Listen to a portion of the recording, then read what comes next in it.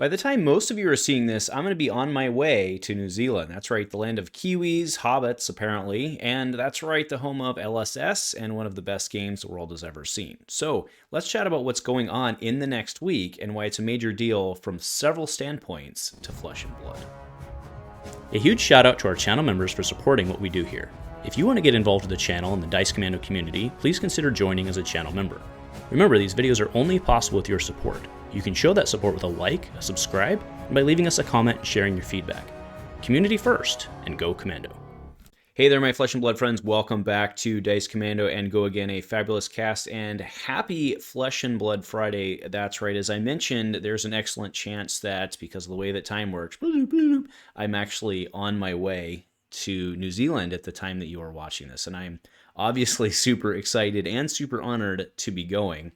But I wanted to kind of talk about the celebrational and then basically what's happening over the next week in the Flesh and Blood community. And it's not just the celebrational, there's the calling, and so I've got both of these up. It's going to be an awesome time. Now, I've held off on talking about this. I've had the info for a little bit. I've held off talking about it because I wasn't sure I was able to, but man, Sant, I will link the video here. Kapow. Chapow, whatever the word is escaping me right now. But I will link the video there. He today released what's happening at the celebrational. They will be there casting, and by they I mean the Savage Lance folks will be there casting. So he does a great rundown of the event itself, and I'm not going to repeat that here because it's already out there, but it does free me up to talk about the celebrational itself and kind of talk some strategy and where my head is at on that, and also just some things that I'm excited about, and as I promised, why this is a big deal for Flesh and Blood on many, many, many different levels. So just to throw a quick recap out there. So the celebrational is happening on Wednesday and Thursday New Zealand time. So to put that into perspective, for for Europe, it'll be, about 8 hours before that. But the US, it's going to be Tuesday night Tuesday evening, I should say, is when this will start happening. So Tuesday midday to morning in Europe. Right, Asia, obviously. I mean, you do the math, right? Folks, it'll be very much closer to Wednesday in Asia for the most part, because that's how geography works. So fair enough there. I'm just so used to in the U.S. backing out time zones, but you don't have to when I'm over there. So anyway, Tuesday night is when this is going to start. So Mansant and his crew, Nathan Dolman as well, they're going to be doing the casting. There will be casters there. You can see them up there, right? I'm very excited to meet Flake in person. I'm very excited about that because we've done videos together. We've done a video together, so I'm excited to meet that. Many other people I'm excited to meet in person that I haven't yet already. So there's that, of course. The event itself, the rundown is on Wednesday, so day one. We're going to have 4 rounds of Underdog Glitz. So I'll run down this first. I don't want to talk about the formats, the constructed formats, because that's where my head is at. And I think there's a lot of reasons to be excited about everything on this list. Okay. So 4 rounds of Underdog Blitz. This one is Blitz heroes that are legal with 100 or less LL points, which is awesome. Okay. Really cool. I'm very excited about that. Then we move into 3 rounds of Heavy Hitter Blitz Precon, but you get a new Precon deck every round to play with. So let's just say that on the stream, there's going to be a lot of variety. And I'm very excited to see those, especially because we won't know the lists and stuff until we crack them, presumably. So, the list may not have even, if you're watching, I'm actually super excited to be, obviously I'm super excited to be there, but I'm super excited for you at home watching, because a lot of people are going to be seeing a lot of things for the first time. And that's very, very, very cool, right? That's kind of my biggest thing on why I think this is huge. Like the Wednesday, Thursday, we're going to be seeing a lot of these cards for the first time. And even if all of the cards in the precon have been spoiled, you don't know what the precons are. And you're going to see what the precon contents are live being played on stream. Live. Did I say live enough times? I think I did. Anyway, I think it's awesome. I think it's absolutely freaking phenomenal, right? So I'm very excited about that. I'm very excited about that event, probably more than the Blitz event. Day 2 is 3 rounds of Heavy Hitters Solo. So what they're going to do is each of us going gets tossed a full play set. I don't know exactly what that means in terms of, the expansion slot stuff I would think is not relevant. Probably won't get that. Some of the legendaries probably won't get because it's not relevant, right? But we'll be given a effective play set of heavy hitters, and we have to build a deck out of it. I don't know how much lead time we're going to be given. I suspect not much, which is also pretty cool. I'm also looking forward to that, right? It's like, how fast can Brody churn it? Great, because Brody's going, how fast can Brody churn out what he's going to crush us all with? That's basically the synopsis of the thing. But I'm super excited about to see what people come up with. I have some ideas going in this and talk about it, and then we will talk about it. And then the last is 3 rounds of Living Legend. So for 2 of these, I've had to build a deck for. I do want to thank, on multiple levels, my DC team folks locally. Not only have they helped me kind of theory craft what we're going to bring, or what I'm going to bring. Actually, it is we, because we collectively worked on it. But they also chipped in. This is a Christmas present they got from me. They got me Dice Commando sleeves. So I'm going to be able to sport that, hopefully, LSS pending, on stream. So I'm pretty excited about that. So thank you to all those who chipped in. But again, these are the decks. They're already decided. They're sleeved. They're in a box. They're packed. So it's the way it is, and it's what it's going to be. So Living Legend, I'm not super excited about Living Legend. I'm afraid it'll be Sistarvo all over again. But hopefully people will be trying something different. And then day 3 will be a playoff. If you make it, if I make it. And I am hoping to make it. I'm hoping to do well. I'm hoping to prove that the perpetual TO can actually hold his own. But we'll see how it goes in either way. Excited. So what I wanted to do for this, the rest of this, was kind of talk what to expect during this. First, I do need to point out that the calling is happening. So concurrent with Friday, basically from Friday morning into Friday evening, it's going to start the calling type events, right? So calling will be sealed calling. I will be playing in that. Fun fact, my wife will also be playing in that. So that's pretty cool, right? I have to revamp my wife on how to play Fab on the very long plane flight to New Zealand. I'm actually looking forward to that.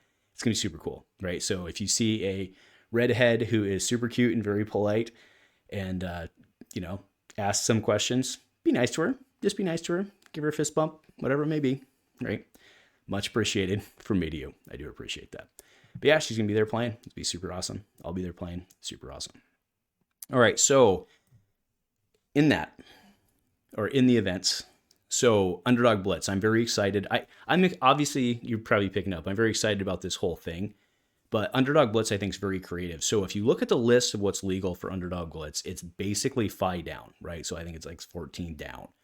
Okay, so what's very interesting about this list and what to look for is the very extreme lack of arcane damage, right, at 100 points or less, right? Emperor is above, right? Briar is absolutely freaking dominant in the format, right? Like the non-100 point, the open format, absolutely dominant. Emperor is very good. There's an extreme lack of arcane damage. Vincent is in there. You only need AB1 for Vincent. So pack your Arcane Lanterns, pack your hoods, whatever, right? But that really opens up a lot of sideboarding. So I really find that interesting in terms of the building.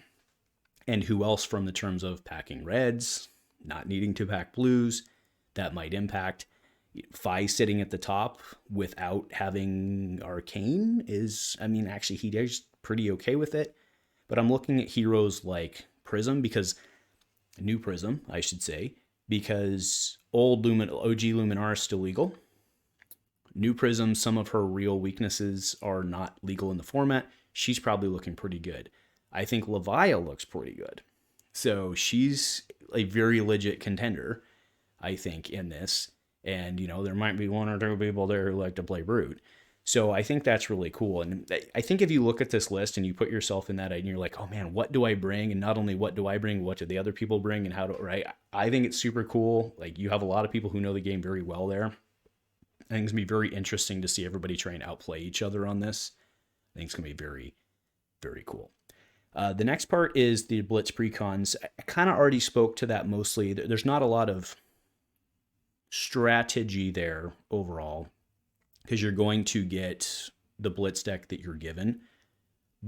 And I think that after the first round, we'll probably have a very good idea of what that looks like overall, right? You may not have the deck to play, but you're going to understand. I think by round 1, we'll kind of fundamentally understand. And to be fair, we'll have seen a vast majority of spoiler season by that point. So I think we'll have a good idea of the cards in the set. But I don't think we're going to know what's in the decks until we open them. I think it's pretty badass, right? I think it's pretty awesome. So I'm really excited about that, but for a very different reason than I am the Underdog Blitz. Right, moving into solo, this is very fascinating to me because it's kind of a hybrid between limited format and constructed format. When I look, and again, we don't know the whole full set as of the time I'm shooting this. We don't even know the vast majority of spoiler season at the time I'm shooting this. Spoiler season basically starts concurrent with the release of this video for the most part. But I don't know when I'm shooting them now. And all the people flying are going to lose 2 days. So we'll see how that goes, right? But I think very interesting. Like, I think Brute looks real good. But I think what you're going to see by and large are a lot of big attack, 3/7 type stuff. That's where my head is right now. That kind of smells like where the set is going. There are going to obviously be weapon-based decks, but I don't know that I don't know that weapon-based decks will have the support within only that set that they need to be successful. So I think you're going to see a very WTR limited style set, or play, I should say, right? And granted, you'll have 3 copies of stuff, and, like the new heroes specifically, and by the new heroes, I mean like the ones who are like the new characters, right? Like Victor, Betsy, Olympia, the ones who have specs probably have an advantage in that because, again, remember, we'll have access to the whole card pool, or the whole applicable card pool we'll have access to. So being able to run 3 of someone's spec, whereas like if you take Rhinar, maybe he is presumably Rhinar is designed knowing that there are cards for Rhinar in other sets, right? So inherently you'd have to think that within the solo format, Rhinar's probably a little under. But again, we haven't seen the set, but that's where your head has to go, right? Is like the new Kayo might be fine in terms of what I just talked about, but you'd have to think Rhinar, they've, not given him some insane card. Although his new spec seems pretty good also, but and then to be fair, like Brute not having Blood Rush Bellow and stuff like that, like that's a big deal. I mean, but then they could reprint Blood Rush Bellow. Actually, that'd be badass because I don't have a Blood Rush Bellow, so that'd be awesome. But yeah, this again, the Crazy Monkeys keep going out. We could talk about that for hours. The reality is we just don't know what the set looks like.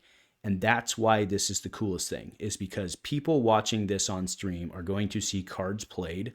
Regardless of what happens during spoiler season, I guarantee you there will be a card played on stream that both players or the other player has to say, what's that do?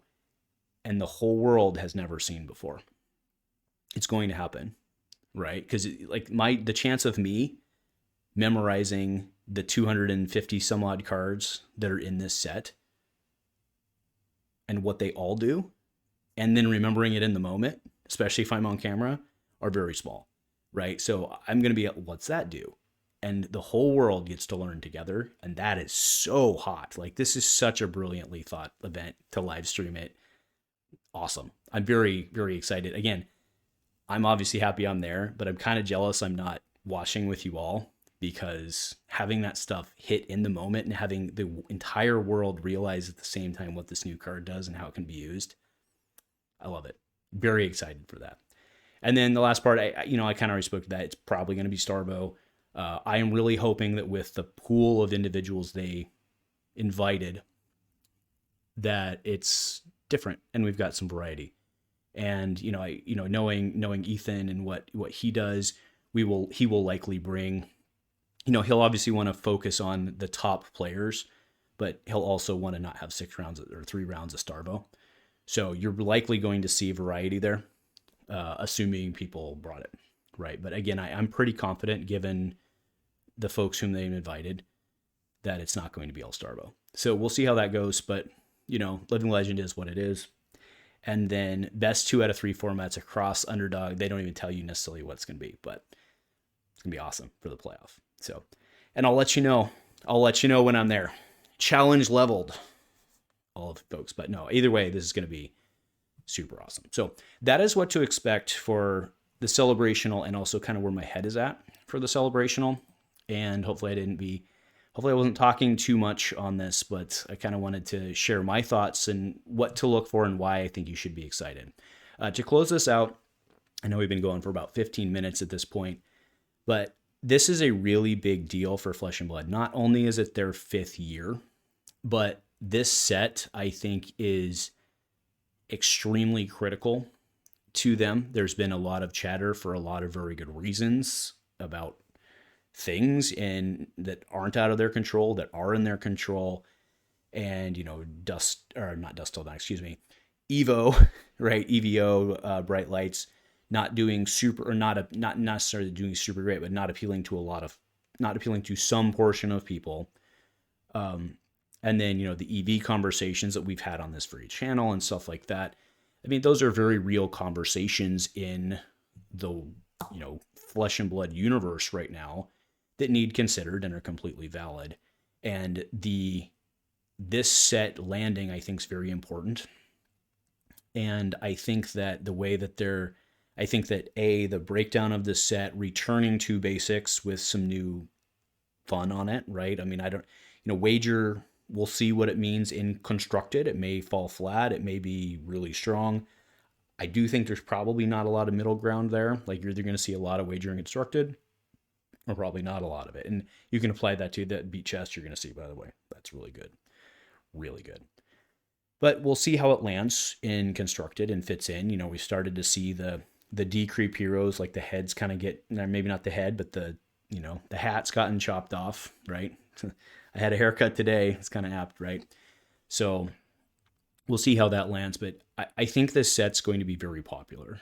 I obviously want to be very clear. I have internal bias. I have multiple reasons of internal bias. One, I'm about to fly out to LSS and meet them, and they're footing the bill. So I'm obviously a mouthpiece. I mean, there's zero chance that I'm not. But I'm also excited about this set because it looks to me like a return to the fundamentals. It's not just the classes that I'm excited. You know, 2 out of the 3 classes I'm very excited about. And I'm actually if I'm being blunt, I'm pretty excited about Brute too. I just don't play Brute. I have like no Brute stuff or very little Brute stuff. But I'm actually pretty excited about Brute. I think Brute might be pretty gross. But this set, I think, is going to land really well. So hopefully all the things line up and go well with the economics and all that we don't really cover here. But I'm very confident this set's going to land well. So that's why, again, this is very important, the way they're selling the set, the way they're setting it up. If this set lands well, gets people excited, it could really be exactly what's needed to kind of change the narrative on some of the dark corners of the interwebs on Flesh and Blood. But at the very least, you have 95% of the community that's very excited about this new set, and the way that this set's being presented and presented and revealed is super strong. So anyway, I'm going to end it there because we're at almost 20 minutes, but thank you all for tuning in. I'm really looking forward to obviously being there, but I'm looking forward to hearing the feedback and kind of coordinating with people and hearing what they're thinking of everything going on, not just in the celebration, but also the calling. You know, a sealed calling's not usually super exciting, but I think this one's going to be. So I'm all in, right? It's going to be great. And if you're there, make sure to come. We'll fist bump. I'll be wearing my Dice Commando jersey, so hopefully you can see me across the room. And I'm looking forward to meeting a lot of people who I don't have the chance to meet because I don't fly around the world very frequently. So anyway, I'm going to end it there. But thank you all for watching. Have a great Friday. Have a great weekend. And actually have a great week or more. And I'll see you in New Zealand. And go Commando.